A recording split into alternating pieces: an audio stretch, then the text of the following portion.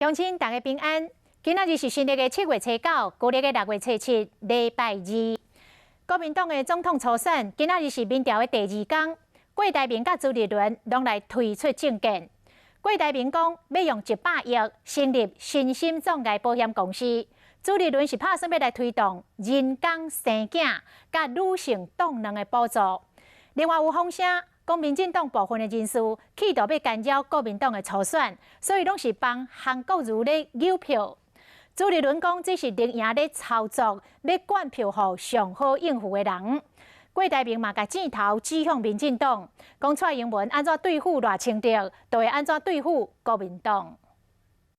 请3位身心障碍经理委到现场。国民党总统初选参选人郭台铭发出要用100亿成立身障保险公司。这不是生意，这是社会正义。它不是每年的，它一次性的100亿，有必要从那个福利彩票里面看能运用到哪去。 另外一位总统初选参选人朱立伦为了解决少子化危机，提出新政策。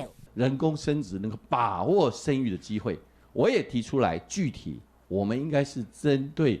34岁到40岁，冻卵补助对34岁到38岁。初选民调开始啊，郭台铭甲朱立伦拢争取选票。郭台铭嘛强调，无理地是投入选战的家己，为车牌无怪卖国的事件坚决袂火。但是郭台铭也认为讲，民进党发动有鱼吃鱼，没鱼吃菜，好有民众支持韩国瑜，互伊真紧张。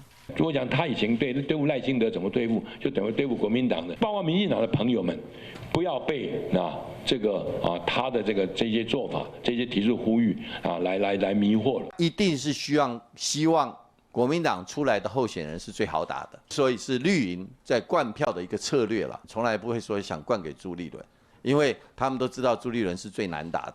拢对家己信心满满，国民党总统初选愈来愈激烈，到底什么人当代表哪样出征挑战总统蔡英文，15就知影。